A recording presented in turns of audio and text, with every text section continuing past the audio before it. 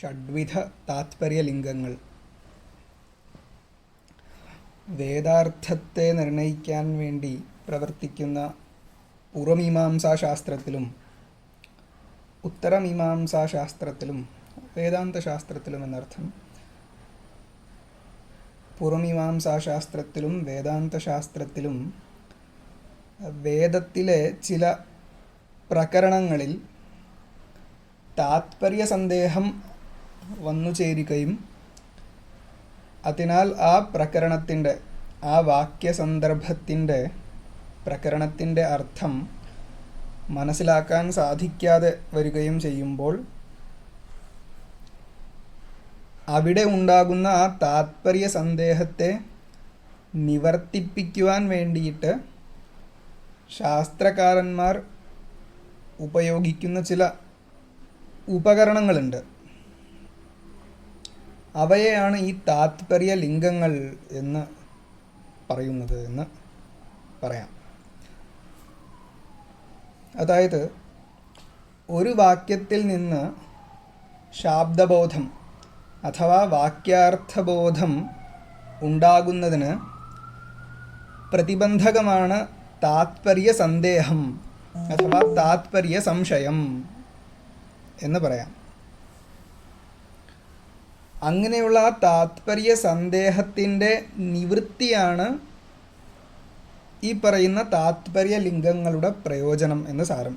അപ്പോൾ ഇനി പറയാൻ പോകുന്ന ഈ 6 തരത്തിലുള്ള 6 വിധത്തിലുള്ള താത്പര്യ ലിംഗങ്ങളെ ഉപയോഗിച്ചുകൊണ്ട് വിചാരം എന്ന ആ ഒരു മാനസിക വ്യാപാരം ചെയ്തു കഴിഞ്ഞാൽ താത്പര്യ സന്ദേഹം നിവർത്തിക്കപ്പെടുന്നു, താത്പര്യ സന്ദേഹമാകുന്ന പ്രതിബന്ധകം ഇല്ലാണ്ടാകുന്നു, തുടർന്ന് ശാബ്ദബോധം എന്ന കാര്യം ഉണ്ടാകുന്നു എന്നിങ്ങനെ പ്രക്രിയ. അപ്പോൾ ഇനി എന്താണ് ഈ 6 തരത്തിലുള്ള താത്പര്യ ലിംഗങ്ങൾ എന്ന് ചോദിച്ചാൽ, ഉപക്രമോപസംഹാരോ അഭ്യാസോപൂർവതാഫലം അർത്ഥവാദോപപത്തീച്ച ലിംഗം താത്പര്യ നിർണയേ എന്നിങ്ങനെ ഈ സാമ്പ്രദായിക ശ്ലോകത്തിന് അനുസരിച്ച് 6 തരത്തിലുള്ള ഉപക്രമോപസംഹാരാദി മുതലായ 6 തരത്തിലുള്ള താത്പര്യലിംഗങ്ങൾ ഉണ്ട് എന്ന് പറയാം.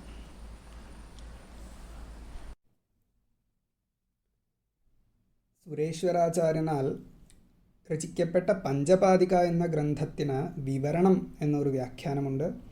ആ വ്യാഖ്യാനത്തിന് വീണ്ടും തത്വദീപനം എന്നൊരു വ്യാഖ്യാനമുണ്ട്. ആ വ്യാഖ്യാനത്തിലാണ് ഈ ശ്ലോകം ഉപലബ്ധമായിട്ടുള്ളത്.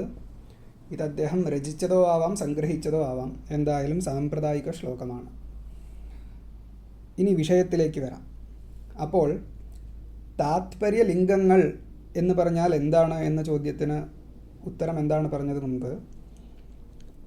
പ്രകരണത്തിൻ്റെ അർത്ഥത്തെ നിർണയിക്കാൻ ഉപയോഗിക്കുന്ന ചില ഉപകരണങ്ങളെയാണ് താത്പര്യ ലിംഗങ്ങൾ എന്ന് പറയുന്നത്. ശരി, അങ്ങനെ ഇരിക്കെ ഈ പ്രകരണം എന്ന് പറഞ്ഞാൽ എന്താണ് എന്ന് ചോദിച്ചാൽ, പ്രാധാന്യമർഹിക്കുന്ന ഒരു വിഷയത്തിനെ, ഒരു വസ്തുവിനെ പ്രതിപാദിക്കുവാൻ വന്നുചേർന്നിട്ടുള്ള അനേകമാകുന്ന അവാന്തര വാക്യങ്ങളുടെ ഒരു സമുദായത്തെയാണ് പ്രകരണം എന്ന് പറയുന്നത്. ഒന്നുകൂടി പറയാം. പ്രാധാന്യമർഹിക്കുന്ന ഒരു വിഷയം, ആ വിഷയത്തെ പറയാൻ വേണ്ടിയിട്ട് വന്നിട്ടുള്ള അനവധി വാക്യങ്ങളുടെ, അവാന്തര വാക്യങ്ങളുടെ ഒരു സമുദായം, ഒരു സമൂഹം, ഇങ്ങനെയുള്ള വാക്യ സമൂഹത്തെയാണ് പ്രകരണം എന്ന് പറയുന്നത്. നോക്കൂ, ലോകവ്യവഹാരത്തിലായാൽ പോലും ഒരു വിഷയത്തെപ്പറ്റി, ഒരു വസ്തുവിനെ പറ്റി വേറെ ഒരാൾക്ക് പറഞ്ഞു കൊടുക്കുമ്പോൾ, ഉപദേശിക്കുമ്പോൾ ആ സമയത്ത് ഒന്നിൽ കൂടുതൽ വാക്യങ്ങളെ ആ സന്ദർഭത്തിൽ പ്രയോഗിക്കേണ്ടതായിട്ട് വരും. ഈ ലോകവ്യവഹാരത്തിലുള്ള ഇതേ സ്ഥിതി തന്നെയാണ് ഉപനിഷത്തുക്കളിലും ഉള്ളത്. ഇപ്പോൾ ഉപനിഷത്തുക്കളിലാണെങ്കിൽ ബ്രഹ്മസ്വരൂപത്തെ പ്രതിപാദിക്കാൻ വേണ്ടിയിട്ടാണ് വാക്യങ്ങൾ വന്നു ചേർന്നിട്ടുള്ളത്. അപ്പോൾ ഈ ബ്രഹ്മസ്വരൂപത്തെ പ്രതിപാദിക്കാൻ വന്നിട്ടുള്ള ഈ ഉപനിഷത്തുക്കൾ ബ്രഹ്മ അല്ലെങ്കിൽ സത്യം എന്നിങ്ങനെ ഒരു ശബ്ദത്തെ മാത്രം ഉപദേശിച്ച് ഉപക്ഷീണമാവുകയായിരുന്നു എന്നുണ്ടെങ്കിൽ നമ്മൾക്ക് ബ്രഹ്മസ്വരൂപത്തെ അറിയുവാൻ സാധിക്കുകയില്ല. അപ്പോൾ അതിനെന്ത് വേണം എന്ന് ചോദിച്ചാൽ അവിടെ നമ്മൾ ശബ്ദപ്രയോഗത്തെ ചെയ്താൽ പര്യാപ്തമാകില്ല, വാക്യപ്രയോഗത്തെ തീർച്ചയായിട്ടും ചെയ്യേണ്ടതായിട്ട് വരുന്നു. നമ്മൾ എന്ന് പറഞ്ഞാൽ ഉപനിഷത്തുക്കൾ തീർച്ചയായിട്ടും വാക്യപ്രയോഗത്തെ ചെയ്യേണ്ടതായിട്ട് വരുന്നു. അപ്പോൾ സ്വാഭാവികമായിട്ടും ഒരു വാക്യപ്രയോഗം കൊണ്ട് വസ്തുപ്രതിപത്തി വന്നു ചേരില്ല, വസ്തുവിൻ്റെ സ്വരൂപജ്ഞാനം ഉണ്ടാകുന്നില്ല എന്നതുകൊണ്ട് അനവധി വാക്യങ്ങളെ, ഒന്നിൽ കൂടുതൽ വാക്യങ്ങളെ ഉപനിഷത്തുക്കളിൽ പ്രയോഗിക്കേണ്ടതായിട്ട് വരുന്നു. അപ്പോൾ സ്വാഭാവികമായിട്ടും ഒന്നിൽ കൂടുതൽ വസ്തുക്കൾ ഈ അവാന്തരവാക്യങ്ങളുടെ അർത്ഥമായിട്ട് വന്നു ചേരുന്നു. അപ്പോൾ ഒന്നിൽ കൂടുതൽ അർത്ഥങ്ങൾ ഒരേ പ്രകരണത്തിൽ തന്നെ അതിലുള്ള അവാന്തരവാക്യങ്ങളിൽ നിന്ന് മനസ്സിലാക്കപ്പെടുമ്പോൾ സ്വാഭാവികമായിട്ടും ഈ അവാന്തരവാക്യങ്ങളിൽ നിന്ന് മനസ്സിലാക്കപ്പെട്ട ഏതെങ്കിലും ഒരു വിഷയത്തിലാണോ, വസ്തുവിലാണോ ഈ പ്രകരണത്തിൻ്റെ താത്പര്യം എന്നിങ്ങനെ താത്പര്യ സംശയം വന്നു ചേരാം. ഇങ്ങനെ താത്പര്യ സന്ദേഹം വരുമ്പോൾ അവിടെ വിചാരത്തിനുള്ള ഒരു അവസരം ഉദിക്കുന്നു. വിചാരമെന്ന് പറഞ്ഞാലോ, നിശ്ചയാനുകൂല മാനസിക വ്യാപാര വിശേഷ വിചാര, നിശ്ചയത്തെ ജനിപ്പിക്കാൻ സമർത്ഥമായിട്ടുള്ള ഒരു ആന്തരിക മാനസികമായിട്ടുള്ള വ്യാപാരത്തെയാണ് വിചാരം എന്ന് പറയുന്നത്. ഇങ്ങനെയുള്ള വിചാരത്തെ ചെയ്യണം എന്നുണ്ടെങ്കിൽ ചില താത്പര്യ ലിംഗങ്ങളെ ആശ്രയിക്കേണ്ടിയിരിക്കുന്നു. ഇനി ഓരോ താത്പര്യ ലിംഗങ്ങളും നോക്കാം ക്രമേണ. ആ ശ്ലോകത്തിനനുസരിച്ചിട്ട് ഓരോ താത്പര്യ ലിംഗങ്ങളും പ്രത്യേകം എടുത്തിട്ട് അതിൻ്റെ അർത്ഥം എന്താണെന്ന് നോക്കാം. ഇവിടെ ഉപക്രമോപസംഹാരവും എന്ന ആദ്യത്തെ താത്പര്യലിംഗം പറഞ്ഞിട്ടുണ്ട്. അപ്പോൾ ഉപക്രമോപസംഹാരവും എന്ന് കേട്ട് കഴിഞ്ഞാൽ ഉപക്രമം എന്ന ഒരു താത്പര്യലിംഗം, ഉപസംഹാരം എന്നിങ്ങനെ വേറൊരു താത്പര്യലിംഗം എന്നിങ്ങനെ അർത്ഥം തോന്നാം. പക്ഷെ ഈ അർത്ഥം ഇവിടെ വിവക്ഷിച്ചിട്ടില്ല, ഈ അർത്ഥം ഇവിടെ എടുക്കരുത്. ഇവിടെ ഉപക്രമവും ഉപസംഹാരവും രണ്ടും ചേർന്നാൽ ഒരു ലിംഗമാകുന്നു എന്നർത്ഥമാണ് ഇവിടെ ഗ്രഹിക്കേണ്ടത്. അതായത് താത്പര്യ ലിംഗം എന്ന് എന്തിനാണ് പറയുന്നത്? ഒരു താത്പര്യ നിർണയത്തിനെ ഉപകരിക്കുന്ന ഒരു പദാർത്ഥത്തെയാണല്ലോ താത്പര്യ ലിംഗം എന്ന് പറയുന്നത്. ഈ ഉപക്രമം ഒരു സ്വതന്ത്രമായിട്ട് താത്പര്യ നിർണയത്തിന് വേണ്ടി ഉപകരിക്കുന്നില്ല. അതേപോലെ ഉപസംഹാരവും സ്വതന്ത്രമായിട്ട് താത്പര്യ നിർണയത്തിന് വേണ്ടി ഉപകരിക്കുന്നില്ല. ഇത് രണ്ടും കൂടി ചേർന്നാൽ മാത്രമേ അത് വെച്ചിട്ട് ഒരു താത്പര്യ നിർണയത്തെ ചെയ്യുവാൻ സാധിക്കുകയുള്ളൂ. അപ്പോൾ ഉപക്രമം സ്വതന്ത്രമായിട്ടൊരു താത്പര്യലിംഗം, ഉപസംഹാരം എന്നിങ്ങനെ വേറെ ഒരു താത്പര്യലിംഗം എന്ന് വിവക്ഷിച്ചിട്ടില്ല. ഇത് രണ്ടും കൂടി ചേർന്നാൽ ഒരു താത്പര്യലിംഗം ആകുന്നു എന്ന അർത്ഥം ഇവിടെ ഗ്രഹിക്കണം. ഇനി ഇവിടെ ഉപക്രമം എന്ന് പറഞ്ഞാൽ ഒരു പ്രകരണത്തിൽ വരുന്ന ആദ്യത്തെ വാക്യത്തിനെയാണ് ഉപക്രമം എന്ന് പറയുന്നത്. ഉപസംഹാരം എന്ന് പറഞ്ഞു കഴിഞ്ഞാൽ ഒരു വാക്യത്തിൽ വരുന്ന അവസാനത്തെ വാക്യം, ഒരു പ്രകരണത്തിൽ വരുന്ന അവസാനത്തെ വാക്യം ഉപസംഹാരം. അപ്പോൾ തുടക്കത്തിലെ വാക്യവും അവസാനത്തെ വാക്യവും പരീക്ഷിച്ചു കഴിഞ്ഞാൽ താത്പര്യ നിർണയത്തെ ചെയ്യാൻ ഉപകരിക്കും എന്നർത്ഥം. പക്ഷേ ഇത് മാത്രം പോരാ. അതായത് ഉപക്രമോപസംഹാരം താത്പര്യലിംഗമാകുന്നു എന്ന് പറയുമ്പോഴും അവിടെ കുറച്ചും കൂടിയും അർത്ഥം ഗ്രഹിക്കേണ്ടിയിരിക്കുന്നു. എന്തെന്ന് ചോദിച്ചാൽ ഇവിടെ ഉപക്രമോപസംഹാരയോഹോ ഐകരൂപ്യം താത്പര്യലിംഗം എന്നുള്ള അർത്ഥമാണ് ഇവിടെ ശരിക്ക് പറഞ്ഞാൽ വിവക്ഷിച്ചിരിക്കുന്നത്. അതായത് ഒരു പ്രകരണത്തിൽ വരുന്ന ഉപക്രമത്തിനും ഉപസംഹാരത്തിനും ഐകരൂപ്യം ഉണ്ടാകേണ്ടതാണ്.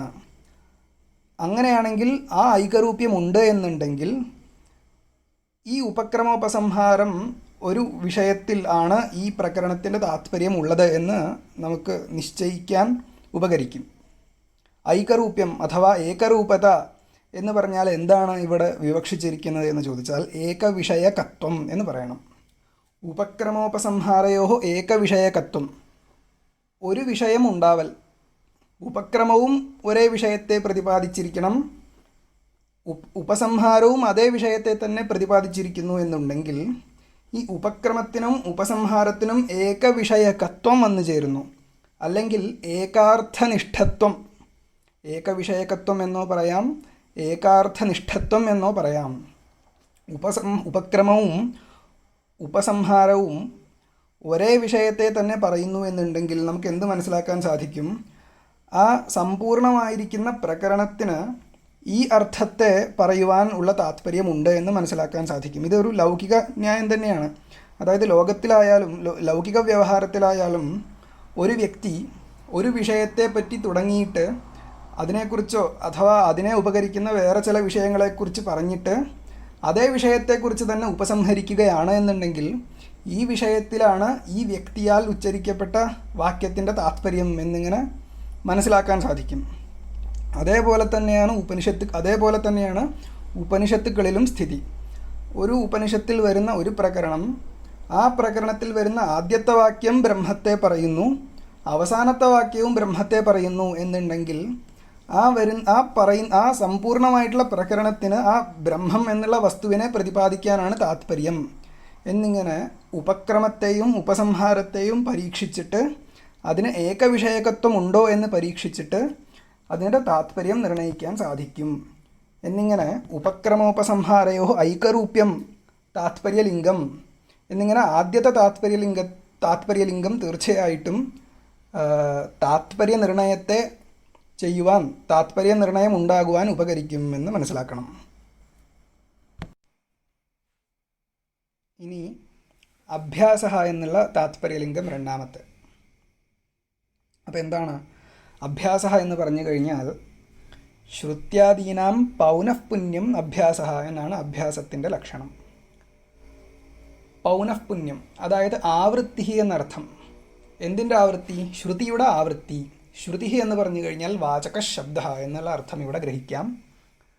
അതായത് നോക്കൂ, ഒരു വ്യക്തി ഒരു അർത്ഥത്തെ, ഒരു വിഷയത്തെ കുറിക്കുന്ന ഒരു ശബ്ദം വീണ്ടും വീണ്ടും തൻ്റെ പ്രകരണത്തിൽ ആവർത്തിക്കുകയാണ് എന്നുണ്ടെങ്കിൽ അത് കേൾക്കുന്ന ആൾ എന്ത് മനസ്സിലാക്കും? ഇയാൾ ഇപ്പറഞ്ഞ സമ്പൂർണമായിരിക്കുന്ന പ്രകരണം വാക്യസന്ദർഭങ്ങൾക്കെല്ലാം പ്രധാനമായിട്ട് ഈ ഒരു വിഷയത്തെ പ്രതിപാദിക്കാനാണ് താത്പര്യം എന്നിങ്ങനെ ലോകത്തിൽ മനസ്സിലാക്കാം തീർച്ചയായിട്ടും. അതേപോലെ തന്നെ ഉപനിഷത്തുക്കളിലും ഒരു പ്രകരണത്തിൽ ഒരേ വസ്തുവിനെ കുറിക്കുന്ന ശബ്ദം വീണ്ടും വീണ്ടും ആവർത്തിക്കുകയാണ് എന്നുണ്ടെങ്കിൽ ആ പ്രകരണത്തിന് ആ അർത്ഥത്തിൽ താത്പര്യമുണ്ട് എന്ന് ഗ്രഹിക്കാം. അപ്പോൾ ഒരു പ്രകരണത്തിൽ ബ്രഹ്മത്തെ കുറിക്കുന്ന ശബ്ദം വീണ്ടും വീണ്ടും ആവർത്തിക്കുന്നു എന്നുണ്ടെങ്കിൽ ആ പ്രകരണത്തിന് ബ്രഹ്മത്തിലാണ് താത്പര്യം, ബ്രഹ്മം എന്നുള്ള വസ്തുവിനെ ബോധിപ്പിക്കാനാണ് ഈ പ്രകരണത്തിന് താത്പര്യം എന്നിങ്ങനെ മനസ്സിലാക്കാം. അപ്പോൾ ഈ ശ്രുതികളുടെ വാചക ശബ്ദത്തിൻ്റെ പൗനഃപുന്യം ആവൃത്തി തീർച്ചയായിട്ടും താത്പര്യ നിർണയത്തിനെ ഉപകരിക്കും എന്നുള്ളത് കൊണ്ട് ഇതിനെ ഒരു താത്പര്യലിംഗമായിട്ട് ഗണിക്കുന്നുണ്ട് എന്നൊരു വിഷയം. ഇനി ഇപ്പോൾ 2 താത്പര്യലിംഗങ്ങളെക്കുറിച്ച് പറഞ്ഞു. ഇനി 4 താത്പര്യലിംഗങ്ങളെക്കുറിച്ച് പറയാനുണ്ട്. എന്തൊക്കെയാണ്? അപൂർവത, ഫലം, അർത്ഥവാദ, ഉപപത്തി എന്നിങ്ങനെ 4 വിധത്തിലുള്ള താത്പര്യലിംഗങ്ങൾ കുറിച്ച് പറയാനുണ്ട്. അതിൽ അർത്ഥവാദത്തെക്കുറിച്ച് അവസാനം പറയാം. അതിനു മുമ്പായിട്ട് അപൂർവത, ഫലം, ഉപപത്തി എന്നിങ്ങനെയുള്ള 3 താത്പര്യലിംഗങ്ങളെക്കുറിച്ച് ആദ്യം പറയാം. പക്ഷെ അതിനു മുമ്പായിട്ട് ലോകവ്യവഹാരത്തിൽ ഒരു വാക്യം എപ്പോഴാണ്, എങ്ങനെയാണ് പ്രമാണമാകുന്നത് എന്ന് നിർണയിക്കുന്നത് എന്ന് നോക്കണം. നോക്കൂ, ഒരു വാക്യം എപ്പോഴാണ് പ്രമാണമാകുന്നത് എന്ന് ചോദിച്ചാൽ ഒരു വാക്യത്തിനാൽ ഉണ്ടാകുന്ന ശാബ്ദബോധത്തിന് വിഷയമാകുന്ന വസ്തുവിൽ 3 ധർമ്മങ്ങൾ ഉണ്ട് എന്നുണ്ടെങ്കിൽ മാത്രമേ ഈ ഒരു വാക്യത്തിനെ പ്രമാണമായിട്ട് കണക്കാക്കാൻ പറ്റുള്ളൂ. 3 ധർമ്മങ്ങൾ വാക്യത്തിൽ നിന്നുണ്ടാവുന്ന ശാബ്ദബോധത്തിന് വിഷയമാകുന്ന വസ്തുവിൽ ഉണ്ടാവണം. എന്തൊക്കെയാണ് എന്ന് ചോദിച്ചാൽ, ഒന്നാമത്തേതാണ് മാനാന്തര അവിഷയത്വം എന്ന ഒന്നാമത്തെ ധർമ്മം. രണ്ടാമത്തേതോ പ്രയോജനവത്വം അല്ലെങ്കിൽ പ്രയോജനം എന്നിങ്ങനെ രണ്ടാമത്തെ ധർമ്മം. മൂന്നാമത്തെ ധർമ്മം എന്താണ് എന്ന് ചോദിച്ചാൽ മാനാന്തരേണ അബാധിതത്വം എന്നിങ്ങനെ മൂന്നാമത്തെ ധർമ്മം. ഇങ്ങനെയുള്ള ഈ 3 ധർമ്മങ്ങളും എന്തൊരു വസ്തുവിലാണോ ഉള്ളത് അങ്ങനെയുള്ള വസ്തുവിനെ വിഷയീകരിക്കുന്ന ശാബ്ദബോധം ഒരു വാക്യത്തിൽ നിന്നുണ്ടാവുകയാണ് എന്നുണ്ടെങ്കിൽ ആ വാക്യം പ്രമാണം ആണ് എന്ന് കണക്കാക്കപ്പെടുന്നു ലോകത്തിൽ. അതിൽ ആദ്യത്തെ ധർമ്മമാണ് മാനാന്തര അവിഷയത്വം. മാനാന്തര അവിഷയത്വം എന്ന് പറഞ്ഞാൽ എന്താണ് എന്ന് ചോദിച്ചാൽ, വേറെ ഒരു പ്രമാണം കൊണ്ട് വിഷയീകരിക്കാണ്ടിരിക്കൽ, വിഷയീകരിക്കാത്ത വസ്തു. വിഷയീകരിക്കാത്തത് എന്ന് പറഞ്ഞാലോ അറിയപ്പെടാത്ത വസ്തു എന്നർത്ഥം.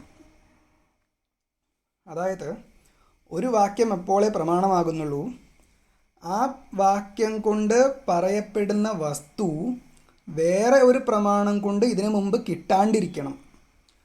അപ്പോൾ വേറെ ഒരു പ്രമാണം കൊണ്ട് അറിയപ്പെടാത്ത വസ്തുവിനെ ഈ വാക്യം പ്രതിപാദിക്കുന്നുണ്ടോ? അങ്ങനെയാണെങ്കിൽ ഈ വാക്യം ഒരു പ്രമാണമായിട്ട് കണക്കാക്കാം. അങ്ങനെയല്ല എന്ന് വിചാരിക്കുക. അതായത് വേറെ ഒരു പ്രമാണം കൊണ്ട് കിട്ടിയിരിക്കുന്ന വസ്തുവിനെ തന്നെയാണ് ഒരു വാക്യം പ്രതിപാദിക്കുന്നത് എന്ന് പറയുകയാണെന്നുണ്ടെങ്കിൽ ആ വാക്യത്തിനെ അനുവാദ വാക്യം അല്ലെങ്കിൽ അനുവാദക വാക്യം എന്നിങ്ങനെയാണ് പറയുക. അതിനെ ഒരു പ്രമാണമായിട്ട് കണക്കാക്കാറില്ല. അപ്പോൾ മാനാന്തര അവിഷയത്വം എന്നുള്ള ഒരു ധർമ്മം ഈ ജ്ഞാനത്തിന് വിഷയമായിരിക്കുന്ന വസ്തുവിൽ ഉണ്ടാകേണ്ടതാകുന്നു. മാനാന്തര അവിഷയത്വം, അല്ലെങ്കിൽ ഇതിനെ തന്നെ മാനാന്തര അനധിഗതത്വം എന്ന് പറയാം. അനധിഗതത്വം, അറിയപ്പെടാണ്ടിരിക്കൽ എന്നർത്ഥം. അപ്പോൾ ഈ ഒരു ധർമ്മം ഉണ്ട് എന്നുണ്ടെങ്കിൽ മാത്രമേ വിഷയത്തിൽ അങ്ങനെയുള്ള വസ്തുവിനെ വിഷയീകരിക്കുന്ന ശാബ്ദബോധം ഒരു പ്രമയാകുന്നുള്ളൂ. അപ്പോൾ മാത്രമേ ആ അറിവിനെ, അങ്ങനെയുള്ള പ്രമയെ ജനിപ്പിക്കുന്ന വാക്യം പ്രമാണമാകുന്നുള്ളൂ എന്ന് മനസ്സിലാക്കണം. ഇനി രണ്ടാമത്തേതാണ് പ്രയോജനവത്വം. അതായത് ഒരു വാക്യം എപ്പോഴേ പ്രമാണമാകുന്നുള്ളൂ എന്ന് ചോദിച്ചാൽ, ഈ വാക്യത്തിനാൽ അറിയപ്പെടുന്ന വസ്തുവിൽ, അതായത് ഈ വാക്യത്തിനാൽ ഉണ്ടാകുന്ന ശാബ്ദബോധത്തിന് വിഷയമാകുന്ന വസ്തുവിനെ അറിഞ്ഞു കഴിഞ്ഞാൽ എന്തെങ്കിലും ഒരു പ്രയോജനമുണ്ടായിരിക്കണം നമുക്ക്. അപ്പോൾ പ്രയോജനവത്തായിട്ടുള്ള ഒരു വിഷയത്തെ പ്രതിപാദിക്കുന്ന വാക്യമാണോ? അങ്ങനെയാണെങ്കിൽ ആ വാക്യത്തെ പ്രമാണമായിട്ട് കണക്കാക്കാം. പ്രയോജനമൊന്നുമില്ല എന്നുണ്ടെങ്കിൽ, ആ വിഷയത്തിൽ ആ വാക്കിനാൽ അറിയപ്പെടുന്ന വസ്തുവിന് യാതൊരു പ്രയോജനവുമില്ല എന്നുണ്ടെങ്കിൽ, അങ്ങനെയുള്ള ഒരു വിഷയത്തെ പ്രതിപാദിക്കുന്ന വാക്യത്തിനെ ഒരു പ്രമാണമായിട്ട് കണക്കാക്കാൻ സാധിക്കുകയില്ല എന്നിങ്ങനെ രണ്ടാമത്തെ നിബന്ധന. ഇനി മൂന്നാമത്തത് എന്താണ്? മാനാന്തരേണ അബാധിതത്വം.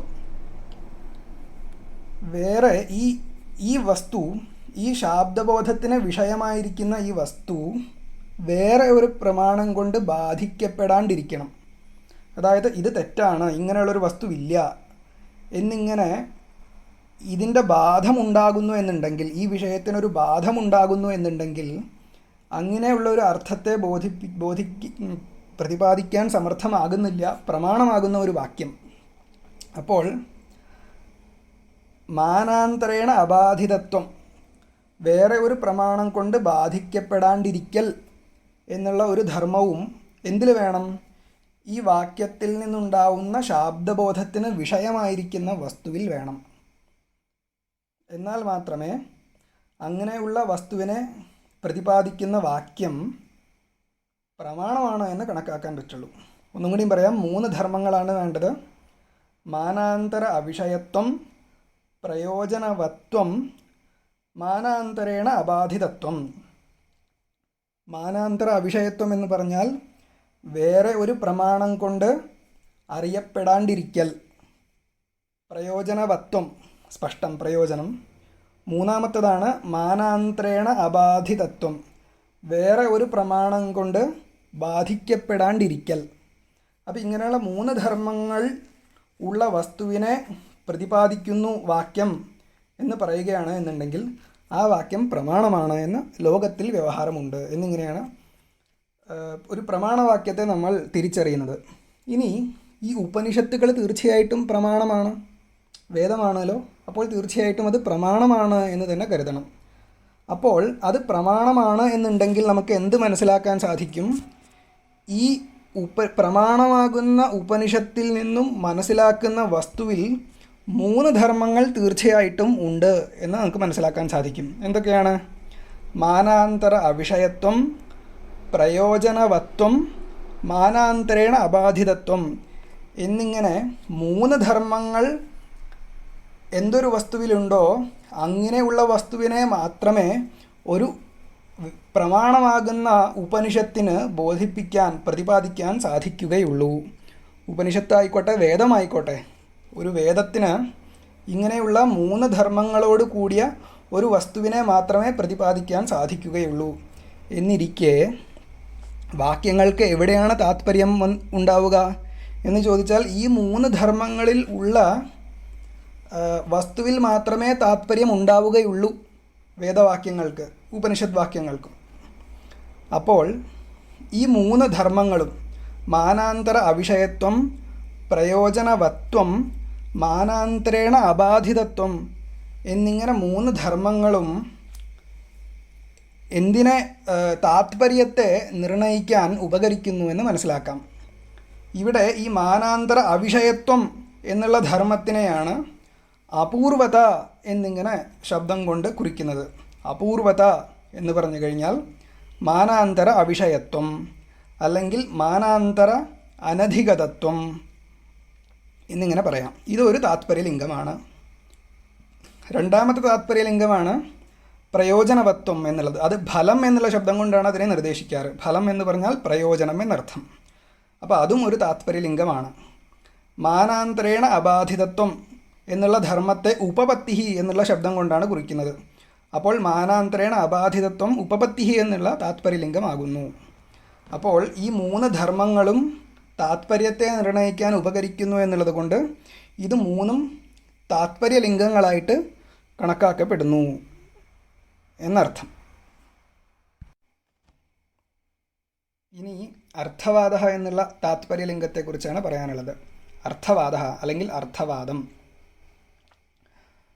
അർത്ഥവാദം എന്ന് പറഞ്ഞാൽ എന്താണ് എന്ന് ചോദിച്ചാൽ സ്തുതി നിന്ദാന്യതരപരം വാക്യം അർത്ഥവാദ എന്ന് പറയുന്നു. സ്തുതിയെയോ നിന്ദയെയോ ചെയ്യുന്ന ഒരു വാക്യത്തിനെ അർത്ഥവാദവാക്യം എന്ന് പറയുന്നു. ഇതും താത്പര്യലിംഗമാണ്. അതായത് താത്പര്യത്തെ അറിയാൻ ഉപകരിക്കുന്നതാണ്. എങ്ങനെയെന്ന് ചോദിച്ചാൽ നോക്കൂ, ലോകത്തിൽ എങ്ങനെയാണോ അതേപോലെ തന്നെയാണ് ഉപനിഷത്തിലും എന്ന് പറയണം. ഒരു വ്യക്തി എന്തെങ്കിലും ഒരു വിഷയത്തെക്കുറിച്ച് പറയുന്ന സന്ദർഭത്തിൽ ഒരു വിഷയത്തിൻ്റെ സ്തുതി ചെയ്യുകയാണ് എന്നുണ്ടെങ്കിൽ തീർച്ചയായിട്ടും എന്ത് മനസ്സിലാക്കാൻ സാധിക്കും? ഈ വിഷയത്തെക്കുറിച്ച് പ്രാധാന്യേന പറയാൻ വേണ്ടിയിട്ടാണ് ഇയാൾ ഈ പറഞ്ഞ വാക്യസന്ദർഭങ്ങളെല്ലാം ചെയ്യുന്നത് എന്നിങ്ങനെ, ഇവിടെയാണ് ഇയാൾക്ക് മുഖ്യമായിട്ടുള്ള ഇവിടെയാണ് താത്പര്യമുള്ളത് എന്നിങ്ങനെ മനസ്സിലാക്കാം. ഇല്ലയെന്നുണ്ടെങ്കിൽ അതിൻ്റെ സ്തുതി ആ വ്യക്തിക്ക് ചെയ്യേണ്ടതായിട്ടില്ല. ഇതേപോലെ തന്നെ നിന്ദയും. എന്തെങ്കിലും ഒരു വിഷയത്തെക്കുറിച്ച് നിന്ദിക്കുകയാണ് എന്നുണ്ടെങ്കിൽ വിഷയത്തെ, അങ്ങനെയാണെങ്കിൽ ആ വിഷയത്തെ പറയാൻ വേണ്ടിയിട്ടാണ് ഇയാളുടെ ഈ വാക്യത്തിന് താത്പര്യമുള്ളത് എന്നിങ്ങനെ മനസ്സിലാക്കാം. അപ്പോൾ ഒരു വിഷയത്തെക്കുറിച്ച് ഒരു പ്രകരണത്തിൽ സ്തുതിയോ അല്ലെങ്കിൽ നിന്ദയെയോ ചെയ്യുന്നു എന്നുണ്ടെങ്കിൽ ആ വിഷയത്തിൽ ആ പ്രകരണത്തിൻ്റെ താത്പര്യമുണ്ട് എന്നുള്ളത് കൊണ്ടാണ് അത് ചെയ്യുന്നത് എന്നിങ്ങനെ മനസ്സിലാക്കാൻ സാധിക്കും എന്നുള്ളത് കൊണ്ട് ഇതും ഈ സ്തുതിനിന്ദാന്യതരപരവാക്യമാകുന്ന അർത്ഥവാദവും താത്പര്യനിർണയത്തിനായിക്കൊണ്ട് ഉപകരിക്കുന്നു എന്നുള്ളത് കൊണ്ട് ഇതും ഒരു താത്പര്യലിംഗമായിട്ട് കണക്കാക്കാം എന്നിങ്ങനെ 6 വിധത്തിലുള്ള താത്പര്യലിംഗങ്ങളുണ്ട്. ഇനി ഈ 6 താത്പര്യലിംഗങ്ങളും വരുന്ന ഒരു പ്രകരണം പരീക്ഷിക്കാവുന്നതാണ്. ഛാന്തോഗ്യോപനിഷത്തിലെ 6ാധ്യായം സദ്വിദ്യാപ്രകരണം എന്ന പ്രസിദ്ധം.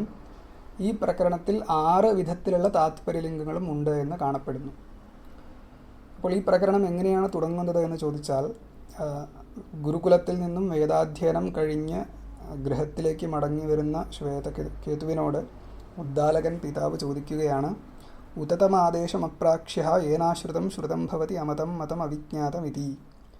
അങ്ങനെയുള്ള ഒരു വസ്തുവിനെപ്പറ്റി നീ ചോദിച്ചോ, എന്തൊരു വസ്തു അറിഞ്ഞാലാണോ എല്ലാ വസ്തുവും അറിഞ്ഞു എന്നാകുന്നത് എന്നിങ്ങനെ ചോദിക്കുകയും, അങ്ങനെ ഒരു വസ്തുവിനെപ്പറ്റി ഞാൻ ചോദിച്ചില്ല, അറിയുകയുമില്ല, അങ്ങ് തന്നെ ഉപദേശിച്ചാലും എന്നിങ്ങനെ പുത്രൻ്റെ മറുപടി കേട്ടിട്ട് ആ വസ്തുവിനെ ഉപദേശിക്കാൻ ഒരുങ്ങുകയാണ് ഉദ്ദാലകൻ. അങ്ങനെ ഉപദേശം ആരംഭിച്ച് അത് 16 ഖണ്ഡങ്ങളോളം, അതായത് 2ാമത്തെ ഖണ്ഡത്തിൽ ഉപദേശം ആരംഭിച്ച് ഇങ്ങനെ പ്രകരണത്തിൻ്റെ അവസാനം വരെ 16ാമത്തെ ഖണ്ഡം വരെ ഉപദേശം അനുവർത്തിക്കുന്നു. ഇതാണ് ഈ പ്രകരണത്തിൽ ഉള്ള വിഷയം ചുരുക്കമായിട്ട് പറയുകയാണെന്നുണ്ടെങ്കിൽ.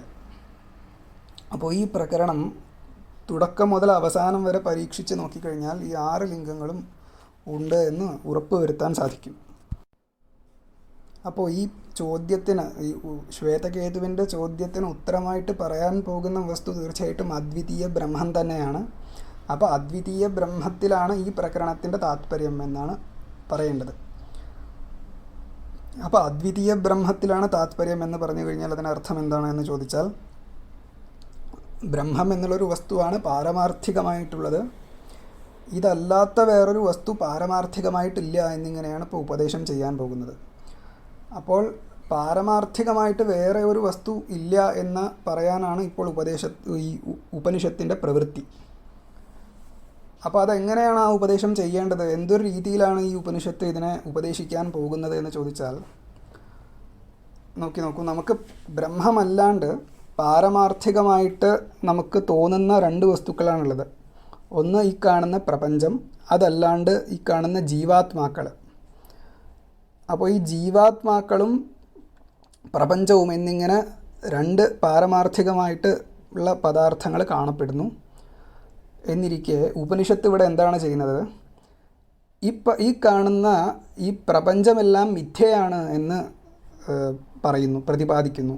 അപ്പോൾ എന്തായി, മിഥ്യയാണ് എന്നുണ്ടെങ്കിൽ അത് പാരമാർത്ഥികമാകുന്നില്ല.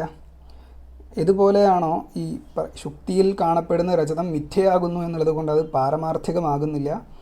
അതേപോലെ ഈ പ്രപഞ്ചം പാരമാർത്ഥികമല്ല, അത് മിഥ്യയാണ് എന്ന് പ്രതിപാദിച്ചാൽ അത് പാരമാർത്ഥികം അല്ല എന്ന് കിട്ടും. അപ്പോൾ അതിൻ്റെ മിഥ്യാത്വം ബോധിപ്പിക്കുന്നു ശ്രുതി. ഇനി ജീവൻ്റെ വിഷയത്തിൽ എന്താണ് ചെയ്യുന്നത്, ജീവാത്മാക്കളുടെ വിഷയത്തിൽ എന്ന് ചോദിച്ചാൽ, ഈ ജീവാത്മാക്കളെല്ലാം പാരമാർത്ഥികം തന്നെയാണ്, പക്ഷേ ഇത് ഈശ്വരൻ തന്നെയാണ് എന്നിങ്ങനെ തത്വമസി ഇങ്ങനെ ഉപദേശിക്കുന്നു. അപ്പോൾ പാരമാർത്ഥികമായിട്ട് തോന്നുന്ന ഒരു വസ്തു മിഥ്യയാണ്, മറ്റത് ഈശ്വരൻ തന്നെയാണ് എന്നിങ്ങനെ ശ്രുതി ഉപനിഷത്ത് പറഞ്ഞു തരികയാണ് എന്നുണ്ടെങ്കിൽ എന്തെന്ന് നിർണ്ണയിക്കാൻ സാധിക്കും, അദ്വിതീയമാകുന്ന ബ്രഹ്മം ഒന്ന് തന്നെയുള്ളൂ പാരമാർത്ഥികമായിട്ട്. അപ്പോൾ ഇങ്ങനെയുള്ള ഒരു ശൈലിയാണ് ഈ പ്രകരണത്തിൽ ഉപനിഷത്ത് പിന്തുടരുന്നത്. അപ്പോൾ ഈ ഉപദേശത്തിൻ്റെ ആരംഭം എങ്ങനെയാണ് എന്ന് ചോദിച്ചാൽ, സദേവ സൗമ്യേതമഗ്രാസീത് ഏകമേവാദ്വിതീയം എന്നിങ്ങനെയാണ് ഈ ആരംഭിക്കുന്നത്. ഈ ആരംഭത്തിൽ സദേവ സൗമ്യേതമഗ്രാസീത് ഏകമേവാദ്വിതീയം എന്നുള്ളതാണ് ഉപക്രമം. അപ്പോൾ ഈ ഉപക്രമത്തിൽ സത്പദം, ആസീത്, ഏകമേവ, അദ്വിതീയം എന്നിങ്ങനെയുള്ള ഈ പദങ്ങളെ കൊണ്ട് ബ്രഹ്മത്തെ തന്നെയാണ് കുറിക്കുന്നത് എന്നുള്ളത് കൊണ്ട് ഈ ഉപക്രമത്തിൽ ബ്രഹ്മം പ്രതിപാദിക്കപ്പെടുന്നു എന്ന് പറയാൻ സാധിക്കും.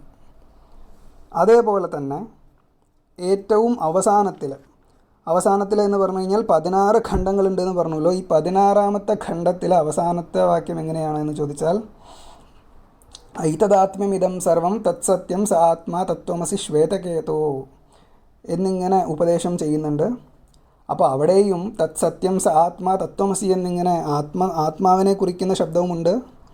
അപ്പോൾ തുടക്കത്തിലും അവസാനത്തിലും ബ്രഹ്മത്തെ കുറിക്കുന്നു എന്നുള്ളത് കൊണ്ട് ഈ ഉപനിഷത്തിൻ്റെ ഉപക്രമത്തിനും ഉപസംഹാരത്തിനും ഐകരൂപ്യമുണ്ട്, ഒരേ വസ്തുവിനെ തന്നെ പ്രതിപാദിക്കുന്നു എന്നുള്ളത് കൊണ്ട് ഉപക്രമോപസംഹാരയോ ഐകരൂപ്യം എന്നിങ്ങനെയുള്ള ആദ്യത്തെ താത്പര്യലിംഗം ഇവിടെ ഉണ്ട് എന്ന് പറയാൻ സാധിക്കും. ഇനി രണ്ടാമത്തെ താത്പര്യലിംഗമാണ് അഭ്യാസ. ഇവിടെ അഭ്യാസവും കാണപ്പെടുന്നു. ഈ 8ാമത്തെ പ്രകരണം മുതൽ 16ാമത്തെ പ്രകരണം വരെ ഐതദാത്മ്യം ഇദം സർവം തത്സത്യം സ ആത്മാ തത്വമസി ശ്വേതകേതോ എന്നിങ്ങനെ അദ്വിതീയമാകുന്ന ബ്രഹ്മത്തിൻ്റെ വീണ്ടും വീണ്ടും പ്രതിപാദനമുണ്ട്, കഥനമുണ്ട് എന്നുള്ളത് കൊണ്ട് പൗനഃപുന്യേന കഥനം ഉണ്ട് എന്നുള്ളത് കൊണ്ട്, ഇവിടെ ആവൃത്തി ഉണ്ട് എന്നുള്ളത് കൊണ്ട് ഇവിടെ അഭ്യാസം എന്നുള്ള താത്പര്യലിംഗവും ഉണ്ട്, 9 തവണ ആവർത്തിക്കപ്പെടുന്നു എന്നുള്ളത് കൊണ്ട്. അപ്പോൾ രണ്ടാമത്തെ താത്പര്യലിംഗവും ഉണ്ട് എന്ന് പറയാം.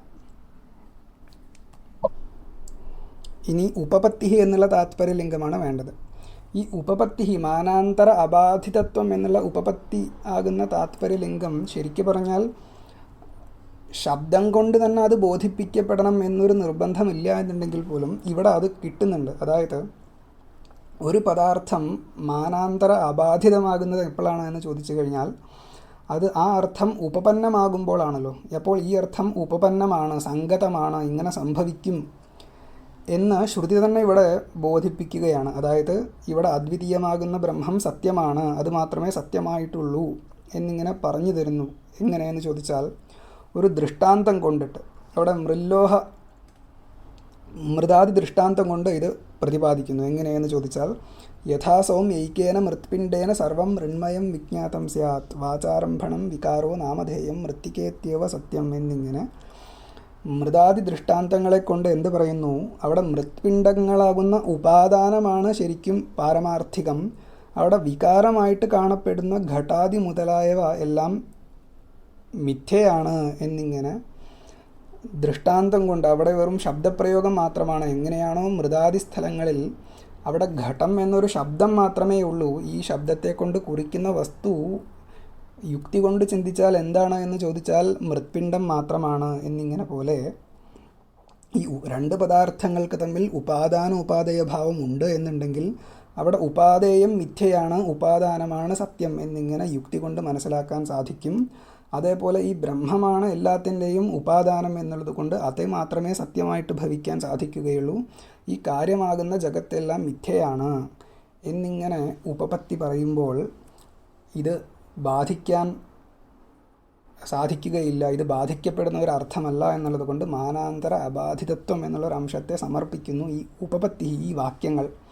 അതുകൊണ്ട് ഉപപത്തിയും ഈ വാക്യങ്ങളിൽ നിന്നും ഈ പ്രകരണത്തിൽ നിന്നും മനസ്സിലാക്കാൻ സാധിക്കും എന്ന് ഒരംശം.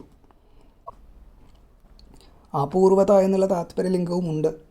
കാരണം ഈ ബ്രഹ്മം എന്നുള്ള വസ്തു വേറെ ഒരു പ്രമാണം കൊണ്ട്, അദ്വിതീയം ബ്രഹ്മം എന്നുള്ള ഒരു വസ്തു വേറെ ഒരു പ്രമാണം കൊണ്ട് മനസ്സിലാക്കാൻ സാധിക്കുന്നതല്ല എന്നുള്ളത് കൊണ്ടും ഇത് മാനാന്തര അനധികതമാണ്, അതുകൊണ്ട് ഇത് അപൂർവമായിട്ടുള്ള ഒരു വസ്തുവാണ് എന്നും മനസ്സിലാക്കാം.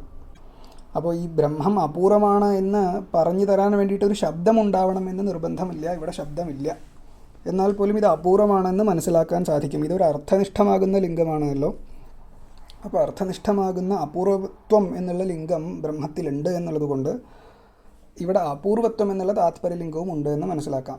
ശബ്ദം വേണ്ട, അതായത് ശബ്ദം ഈ അപൂർവത്വം എന്നുള്ള അംശം ബോധിപ്പിക്കാൻ ശബ്ദം വേണം എന്ന് നിർബന്ധമില്ല. ആ അപൂർവത്വം എന്നുള്ള ലിംഗം ഉണ്ടായാൽ മതി, അതുണ്ട് താനും. ഇനി ഫലം അർത്ഥവാദ, ഇത് രണ്ടുമാണ് പറയാൻ ബാക്കിയുള്ളത്. ഫലം പ്രയോജനമുണ്ട്. ഇവിടെ തസ്യ താവദേവ ചിരം യാവന്ന വിമോക്ഷ്യ അഥ സമ്പത്സ്യേ എന്നുള്ള വാക്യം കൊണ്ട് മോക്ഷമാണ് ഫലം എന്ന് പ്രതിപാദിച്ചിരിക്കുന്നു. അതുകൊണ്ട് മോക്ഷം എന്നുള്ളൊരു ഫലം ബ്രഹ്മജ്ഞാനത്തിനുണ്ട് എന്ന് മനസ്സിലാക്കാം. പിന്നെ അർത്ഥവാദവുമുണ്ട്. തുടക്കത്തിൽ തന്നെ ഏനാശ്രുതം ശ്രുതം ഭവതി അമതം മതം അവിജ്ഞാതം വിജ്ഞാതം എന്നുള്ള ചോദ്യം കൊണ്ട് ഈ ബ്രഹ്മജ്ഞാനത്തെ സ്തുതിക്കുന്നു എന്ന് മനസ്സിലാക്കാം. കാരണം ഈ ബ്രഹ്മം എന്നുള്ള പദാർത്ഥം എങ്ങനെയാണെന്ന് ചോദിച്ചാൽ ആ പദാർത്ഥത്തെ അറിഞ്ഞാൽ എല്ലാം അറിയാൻ പറ്റും. അപ്പോൾ ഏകവിജ്ഞാനേന സർവവിജ്ഞാനം, ഒരു പദാർത്ഥത്തെ അറിഞ്ഞാൽ തന്നെ എല്ലാ പദാർത്ഥങ്ങളും അറിയാൻ പറ്റും എന്നിങ്ങനെ പറയുമ്പോൾ അതൊരു സ്തുതിയാണ് കാണിക്കുന്നത്. അപ്പോൾ സ്തുതി ചെയ്യുന്നു എന്നുള്ളത് കൊണ്ട് അർത്ഥവാദം എന്നുള്ള താത്പര്യലിംഗവും ഉണ്ട് എന്നുള്ളത് കൊണ്ട് ഇവിടെ 6 വിധത്തിലുള്ള താത്പര്യലിംഗങ്ങളും ഉണ്ട്. അർത്ഥനിഷ്ഠമാകുന്ന 3 താത്പര്യലിംഗങ്ങളും ഇവിടെ ഉണ്ട് എന്ന് പറയാം. ശബ്ദനിഷ്ഠമാകുന്ന 3 താത്പര്യലിംഗങ്ങളും ഉണ്ട് എന്ന് പറയാം. എന്നിങ്ങനെ 6 വിധത്തിലുള്ള താത്പര്യലിംഗങ്ങളും ഇവിടെ ഉപലബ്ധമാണ്. ഇനി ഇവിടെ ഒരു വിഷയം മനസ്സിലാക്കേണ്ടതുണ്ട്.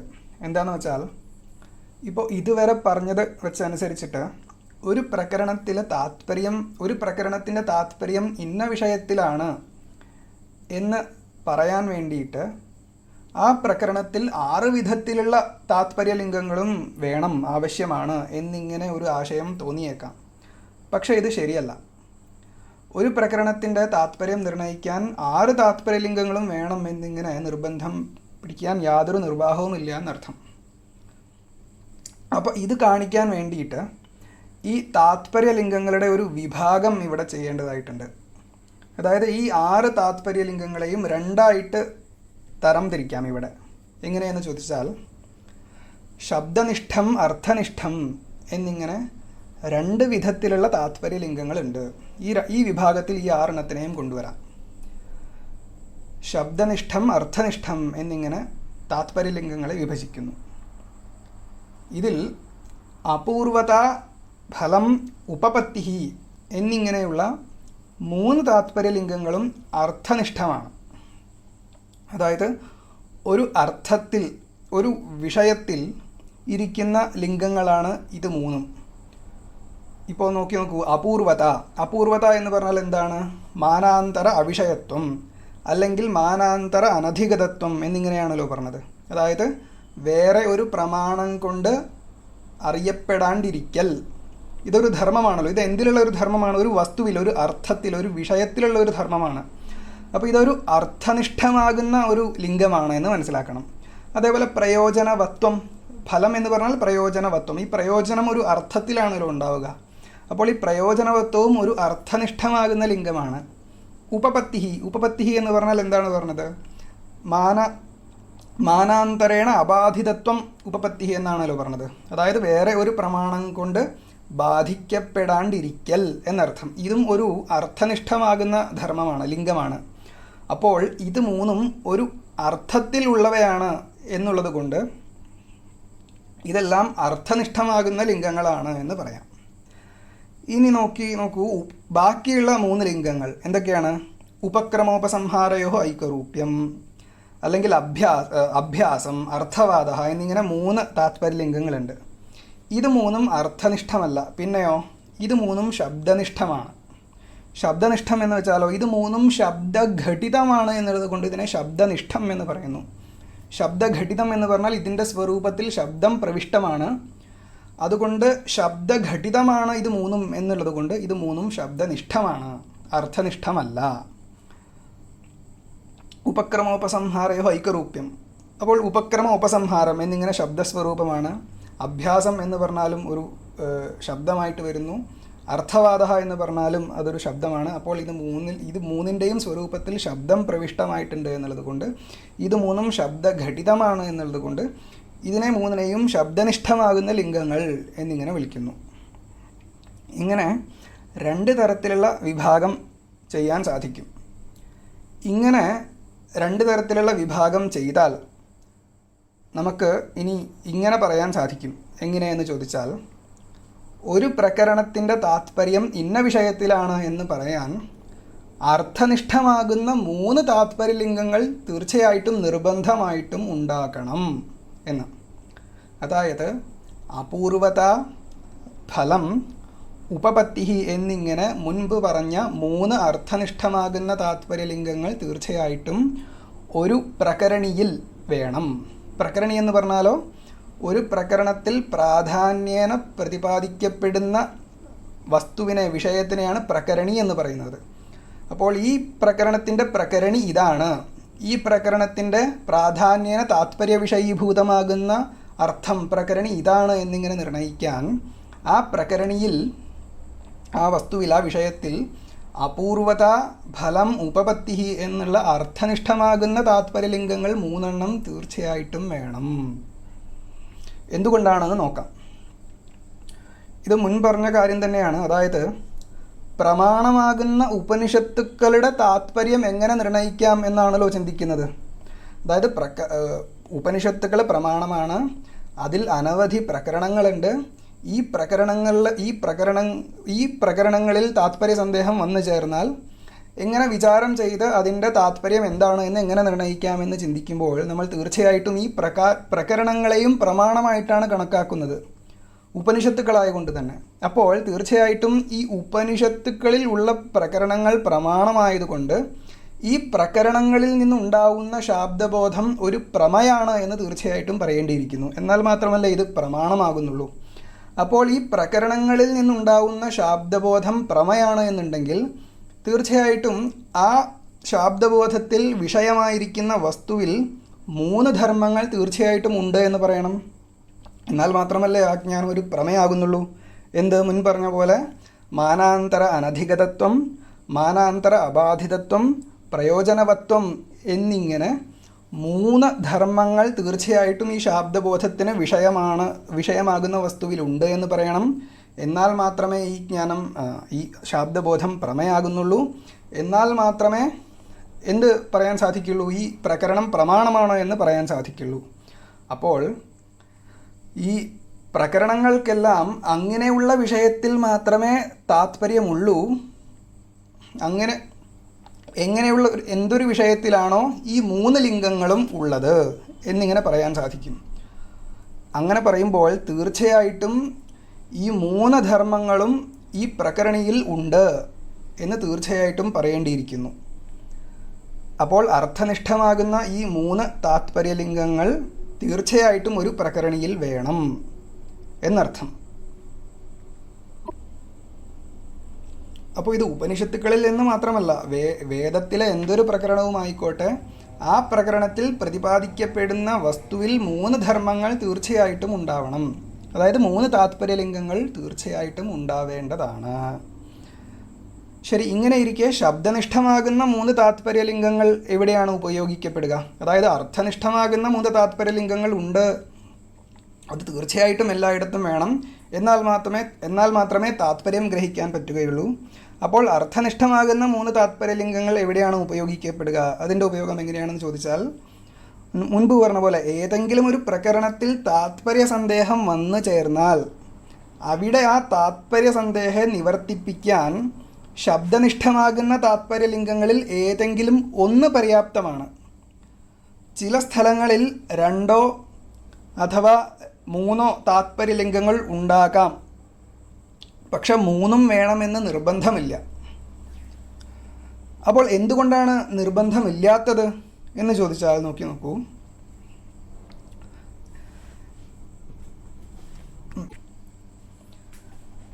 നമ്മൾ ഒരു നിയമം വെച്ചിട്ട് ആ നിയമത്തിനനുസരിച്ചിട്ട് പ്രമാണങ്ങൾ പ്രവർത്തിക്കണം എന്ന് പറയാൻ സാധിക്കില്ല. അപ്പോൾ നമ്മൾ എങ്ങനെയാണ് ഒരു നിയമത്തെ വയ്ക്കുക? ആ പ്രമാണത്തിൻ്റെ സ്വഭാവം എങ്ങനെയാണ് എന്ന് പരീക്ഷിച്ചിട്ട് അതിനനുസരിച്ചിട്ടാണല്ലോ നിയമം ഉണ്ടാക്കുന്നത്. അങ്ങനെ ഇരിക്കെ ലൗകിക വാക്യപ്രകരണങ്ങളോ ആയിക്കോട്ടെ, വൈദിക വാക്യപ്രകരണങ്ങളോ ആയിക്കോട്ടെ, ഈ 3 ശബ്ദനിഷ്ഠമാകുന്ന താത്പര്യലിംഗങ്ങൾ ഇല്ലാണ്ട് തന്നെ അതിലുള്ള എന്തോ 1 2 താത്പര്യലിംഗങ്ങൾ, ശബ്ദനിഷ്ഠമാകുന്ന താത്പര്യലിംഗങ്ങളെ ഉപയോഗിച്ചുകൊണ്ട് മാത്രം ഈ പ്രകരണങ്ങളിൽ ഒരു പ്രകരണി പ്രതിപാദിക്കപ്പെടുന്നു എന്ന് കാണുന്നുണ്ട്. അപ്പോൾ അങ്ങനെ കാണുമ്പോൾ നമുക്ക് നിർബന്ധം പിടിക്കാൻ പറ്റില്ല ഈ ശബ്ദനിഷ്ഠമാകുന്ന 3 താത്പര്യലിംഗങ്ങളും തീർച്ചയായിട്ടും വേണമെന്ന്. കാരണം അങ്ങനെ ഒരു സ്വഭാവമില്ല ആ പ്രമാണത്തിന്. പക്ഷെ അർത്ഥനിഷ്ഠമാകുന്ന താത്പര്യലിംഗം തീർച്ചയായിട്ടും വേണം എന്ന് കാണുന്നുണ്ട്. അപ്പോൾ അവിടെ നിർബന്ധം പിടിക്കുന്നു. എന്തുകൊണ്ട്? ആ പ്രമാണത്തിൻ്റെ സ്വഭാവം അങ്ങനെയാണ്. അപ്പോൾ പ്രമാണ സ്വഭാവം അനുസരിച്ചിട്ട് നിയമങ്ങളെ കൽപ്പിക്കുകയാണ് എന്നുണ്ടെങ്കിൽ നമുക്ക് നിർബന്ധം പിടിക്കാൻ പറ്റുന്നത് എവിടെയാണ് എന്ന് ചോദിച്ചാൽ അർത്ഥനിഷ്ഠമാകുന്ന താത്പര്യലിംഗങ്ങളിൽ മാത്രമാണ്, ശബ്ദനിഷ്ഠമാകുന്ന താത്പര്യലിംഗങ്ങളിൽ അല്ല. പക്ഷേ ശബ്ദനിഷ്ഠമാകുന്ന താത്പര്യലിംഗം ഒരു വിനിഗമനയെ ഉണ്ടാക്കാൻ, ഒരു നിർണയത്തിൽ എത്തിച്ചേരാൻ തീർച്ചയായിട്ടും സഹായിക്കുന്നു എന്നുള്ളത് കൊണ്ട്, അതിൽ ഒന്നുകൊണ്ട് മാത്രം അത് പര്യാപ്തമാണ് എന്നുള്ളത് കൊണ്ടും 3 വേണം എന്ന് നിർബന്ധം പിടിക്കാൻ സാധിക്കില്ല എന്ന് പറഞ്ഞതിൻ്റെ സാരം. വളരെ ചുരുക്കം ചില പ്രകരണങ്ങളിൽ മാത്രമേ ഈ 6 വിധത്തിലുള്ള താത്പര്യലിംഗങ്ങളും കാണപ്പെടുന്നുള്ളൂ. ഉദാഹരണത്തിന് ഛാന്തോഗ്യോപനിഷത്തിലെ 6ാധ്യായം ഉണ്ട്, സദ്വിദ്യാപ്രകരണം എന്ന് പറയും. 16 ഖണ്ഡങ്ങളുള്ള സദ്വിദ്യാപ്രകരണത്തിൽ 6 വിധത്തിലുള്ള താത്പര്യലിംഗങ്ങളും കാണപ്പെടുന്നുണ്ട്. അതേപോലെ തൈത്തരീയോപനിഷത്തിൽ 3 വല്ലികളുണ്ട്. അതിൽ 2ാമത്തെ വല്ലി ബ്രഹ്മാനന്ദവല്ലി എന്ന് പറയും. അതിൽ 6 വിധത്തിലുള്ള താത്പര്യലിംഗങ്ങളും കാണപ്പെടുന്നുണ്ട്. എന്നിങ്ങനെ വളരെ ചുരുക്കം ചില പ്രകരണങ്ങളിൽ മാത്രമേ ഇത് കാണുന്നുള്ളൂ എന്നൊരു വിഷയം. ഇനി ഇതൊന്ന് ഒരു ബുദ്ധ്യാരോഹണത്തിന് വേണ്ടിയിട്ട്, അതായത് ഒരു പ്രകരണം, ലൗകികമായിട്ടുള്ളൊരു പ്രകരണം എടുത്തിട്ട് അവിടെ താത്പര്യലിംഗങ്ങളെ ഒന്ന് കാണിക്കാൻ ശ്രമിക്കാം. നോക്കൂ, ഈ പഞ്ചാവയവ വാക്യപ്രയോഗം സ്ഥലം എടുത്തു നോക്കൂ. പ്രതിജ്ഞ, ഹേതു, ഉദാഹരണം, ഉപനയ, നിഗമനം എന്നിങ്ങനെ ഈ പരാർത്ഥാനുമതി ഉണ്ടാക്കാൻ വേണ്ടിയിട്ട് ചെയ്യപ്പെടുന്ന ഈ പഞ്ചാവയവ വാക്യപ്രയോഗ സന്ദർഭത്തിൽ ഈ അർത്ഥവാദമൊഴിച്ച് ബാക്കിയുള്ള 5 താത്പര്യലിംഗങ്ങളും ഉണ്ട് എന്ന് പറയാൻ സാധിക്കും. ഈ വാക്യപ്രയോഗം പരാർത്ഥാനുമിതിയെ ഉദ്ദേശിച്ചിട്ടാണ് ചെയ്യുന്നത് എന്നുണ്ടെങ്കിൽ പോലും ഇവിടെ ഒരു ശാബ്ദബോധ വിവക്ഷയുണ്ടല്ലോ. അപ്പോൾ അതെടുത്തിട്ടാണ് ഈ പ്രകരണം ഇവിടെ പറയുന്നത്. അതായത് പർവ്വതോ വന്യമാൻ എന്നിങ്ങനെ പ്രതിജ്ഞ, ധൂമവത്വാത് എന്നിങ്ങനെ ഹേതു, യോയോ ധൂമവാൻ സസവന്യമാൻ എന്നിങ്ങനെ ഉദാഹരണം, തഥാചായം എന്നിങ്ങനെ ഉപനയം, തസ്മാത് തഥാ എന്ന നിഗമനം. ഇവിടെ നോക്കൂ, ഉപക്രമോപസംഹാരയോ ഐകരൂപ്യം ഉണ്ട്. തുടക്കത്തിലും പർവ്വതോ വന്യമാൻ എന്ന് തന്നെയാണ് പറയുന്നത്, തസ്മാത് തഥാ എന്നും പറയുന്നുണ്ട് അവിടെയും. അങ്ങനെ അതുകൊണ്ട് പർവ്വതം വന്യമാനാണ് എന്നാണ് ആ തസ്മാത് തഥാ എന്നുള്ളതിൻ്റെയും അർത്ഥം. അപ്പോൾ പർവ്വതോ വന്യമാൻ എന്ന ഉപക്രമവും ഉപസംഹാരവും അങ്ങനെയാണ് എന്നിരിക്കെ ഉപക്രമോപസംഹാരയോ ഐകരൂപ്യം ഇവിടെയുണ്ട്. ഇനി അഭ്യാസമുണ്ട്. ഇവിടെ വന്യമത്വത്തിലാണ്, അതായത് എൻ്റെ അഭിപ്രായം എന്താണ്, വന്യമത്വത്തിലാണ് ഈ പ്രകരണത്തിൻ്റെ താത്പര്യം. അപ്പോൾ ഉപക്രമോപസംഹാരയോ ഐകരൂപ്യമുണ്ട്. ഇനി രണ്ടാമത്തത് എന്താണ്, അഭ്യാസ. ഇവിടെ അഭ്യാസമുണ്ട്, കാരണം വന്യവാചക ശബ്ദം വീണ്ടും വീണ്ടും അഭ്യസിക്കപ്പെടുന്നുണ്ട്. പർവ്വതോ വന്യമാൻ, അതേപോലെ യോ യോധൂമവാൻ സസ വന്യമാൻ എന്നിങ്ങനെ ആവൃത്തി ചെയ്യുന്നുണ്ട്. അതുകൊണ്ട് അഭ്യാസം എന്നുള്ളൊരു താത്പര്യലിംഗം കിട്ടും. ഇനി അപൂർവത. ഇത് അപൂർവമാണ്, കാരണം ഈ പർവ്വതത്തിലെ വന്യമത്വം ഇതിനു മുമ്പ് ഈ കേൾക്കുന്ന ആൾ അറിഞ്ഞിട്ടില്ല. അപ്പോൾ വന്യമത്വം അപൂർവമായിട്ട് ബോധിപ്പിക്കപ്പെടുന്നു എന്നുള്ളത് കൊണ്ട് ഇത് അപൂർവവുമാണ്. വേറെ ഒരു പ്രമാണം കൊണ്ട് ഇയാൾക്ക് നിശ്ചിതമല്ല എന്നുള്ളത് കൊണ്ട് ഇത് അപൂർവവുമാണ് എന്ന് പറയാം. പിന്നെ ഫലം, എന്തെങ്കിലും ഒരു പ്രയോജനം ഉണ്ടാവും തീർച്ചയായിട്ടും. ഈ വന്യെ അറിഞ്ഞു കഴിഞ്ഞാൽ അയാൾക്ക് എന്തെങ്കിലും ഒരു പ്രയോജനവും തീർച്ചയായിട്ടും ഉണ്ടാവും എന്നുള്ളത് കൊണ്ട് ഇത് പ്രയോജനവാൻ ആണ് ഈ വന്യമത്വം. അപ്പോൾ ഫലം എന്നുള്ള താത്പര്യലിംഗമുണ്ട്. ഇനി അർത്ഥവാദം. ഈ അർത്ഥവാദം ഇല്ല എന്ന് ഞാൻ നേരത്തെ തന്നെ പറഞ്ഞു. അപ്പോൾ അർത്ഥവാദം എന്നത് ഇവിടെ കാണാൻ പറ്റില്ല. ഉപപത്തിയുമുണ്ട്, മാനാന്തരേണ അബാധിതത്വമുണ്ട്. ഈ വന്യമത്വം പർവ്വതത്തിൽ ഉള്ളത് വേറെ ഒരു പ്രമാണം കൊണ്ട് ബാധിതമല്ല എന്നുള്ളത് കൊണ്ട് ഇവിടെ ഉപപത്തി എന്നുള്ള താത്പര്യലിംഗവുമുണ്ട്. അപ്പോൾ ഈ വാക്യപ്രകരണത്തിൻ്റെ ഈ പഞ്ചാവയവ വാക്യ വിന്യാസത്തിന് വന്യമത്വത്തിലാണ് താത്പര്യം എന്നിങ്ങനെ പറയാൻ സാധിക്കും. ഇതേപോലെയുള്ള ലൗകിക പ്രകരണങ്ങൾ സ്വയം അന്വേഷിച്ച് ഇത് പരീക്ഷിച്ച് അറിയാവുന്നതാണ്. ഒരു ഉദാഹരണം മുഖേന മാത്രം ഇത് എടുത്തു എന്ന് മാത്രമേ ഉള്ളൂ. ഇനി ഒരു വിഷയം എന്താണ് പറയാൻ ബാക്കിയുള്ളത് എന്ന് ചോദിച്ചാൽ, എന്തുകൊണ്ടാണ് ഇതിനെ ലിംഗങ്ങൾ എന്ന് പറയുന്നത്? ഈ 6 പദാർത്ഥങ്ങളെയും ഈ 6 ഉപകരണങ്ങൾ, താത്പര്യത്തെ നിർണ്ണയിക്കാൻ ഉപകരിക്കുന്ന ഈ ഉപകരണങ്ങളെ ലിംഗങ്ങൾ എന്തുകൊണ്ട് എന്നാണ് പറയുന്നത് എന്ന് ചോദിച്ചാൽ, താത്പര്യ നിർണായകത്വം ഉള്ളത് കൊണ്ട് തന്നെ. ഇതുപോലെയാണോ ഈ വന്യെ നിർണയിക്കാൻ ധൂമത്തെ കൊണ്ട് പറ്റുന്നത്, അതുകൊണ്ട് തന്നെ ആ ധൂമം ലിംഗം എന്ന് പറയുന്നത്, അതേപോലെ ഈ താത്പര്യലിംഗങ്ങൾ, ഈ 6 പദാർത്ഥങ്ങൾ താത്പര്യത്തെ നിർണ്ണയിക്കാൻ ഉപകരിക്കുന്നു എന്നുള്ളത് കൊണ്ട് ഇതിനെ ലിംഗങ്ങൾ എന്ന് പറയുന്നു. ശരി, പക്ഷേ ഈ ധൂമം കൊണ്ട് വന്യെ അനുമാനിക്കാൻ പറ്റുമെന്നുള്ള സ്ഥലത്ത് അവിടെ ഈ വ്യാപ്തി വിവക്ഷയുണ്ട്. അവിടെ ധൂമം എന്നുള്ളത് വന്യയുടെ വ്യാപ്യമാണ് എന്നുള്ളത് കൊണ്ട് അവിടെ അങ്ങനെ ഒരു ലിംഗത്വ വ്യവഹാരം സംഭവിക്കും. അതുപോലെ ഇവിടെ ഒരു ലിംഗത്വ വ്യവഹാരം സംഭവിക്കുമോ എന്ന് ചോദിച്ചാൽ അതും സംഭവിക്കുമെന്ന് പറയാം. എങ്ങനെയെന്ന് ചോദിച്ചാൽ, ഈ ശബ്ദനിഷ്ഠമാകുന്ന താത്പര്യലിംഗങ്ങൾ ഒരു ഈ പറഞ്ഞ താത്പര്യത്തിൻ്റെ വ്യാപ്യമാകുന്നില്ല എന്നുണ്ടെങ്കിൽ പോലും ഇനി പറയാൻ പോകുന്ന സമുദായം ഈ താത്പര്യത്തിൻ്റെ വ്യാപ്യമാണ് എന്ന് പറയാം. എങ്ങനെയുള്ള സമുദായം എന്ന് ചോദിച്ചാൽ, മുൻപ് പറഞ്ഞു ഈ അർത്ഥനിഷ്ഠമാകുന്ന താത്പര്യലിംഗങ്ങൾ തീർച്ചയായിട്ടും വേണം എന്ന്. അപ്പോൾ ഈ 3 അർത്ഥനിഷ്ഠമാകുന്ന താത്പര്യലിംഗങ്ങളും മുൻപ് പറഞ്ഞ ശബ്ദനിഷ്ഠമാകുന്ന താത്പര്യലിംഗങ്ങളിൽ ഏതെങ്കിലും ഒന്ന് ഉണ്ടെന്നുണ്ടെങ്കിൽ ഈ പറഞ്ഞ സമുദായത്തെ വെച്ചുകൊണ്ട് നമുക്കവിടെ താത്പര്യത്തെ നിർണ്ണയിക്കാൻ സാധിക്കും. അതായത് നോക്കൂ, 4 ഏറ്റവും ചുരുങ്ങിയത് 4 പദാർത്ഥങ്ങൾ ഉൾപ്പെടുന്ന ഒരു സമുദായത്തെ വെച്ചിട്ട് താത്പര്യത്തെ നിർണ്ണയിക്കാൻ സാധിക്കും. ഒരു സന്ദേഹം വരുന്ന സ്ഥലത്ത് 4 പദാർത്ഥങ്ങൾ ഉൾപ്പെടുന്ന ഒരു സമുദായത്തെ വെച്ചുകൊണ്ട് അവിടെ താത്പര്യത്തെ നിർണ്ണയിക്കാൻ സാധിക്കും. എന്തൊക്കെയാണ്? ഈ അർത്ഥനിഷ്ഠമാകുന്ന 3 താത്പര്യലിംഗങ്ങളും ശബ്ദനിഷ്ഠമാകുന്ന താത്പര്യലിംഗങ്ങളിൽ എന്തെങ്കിലും ഒന്ന്, 3 ഉണ്ടായിക്കോട്ടെ, സൗകര്യം, ആണ് അങ്ങനെയാണെങ്കിൽ. എന്നാൽ പോലും ഏതെങ്കിലും ഒന്ന് മതി.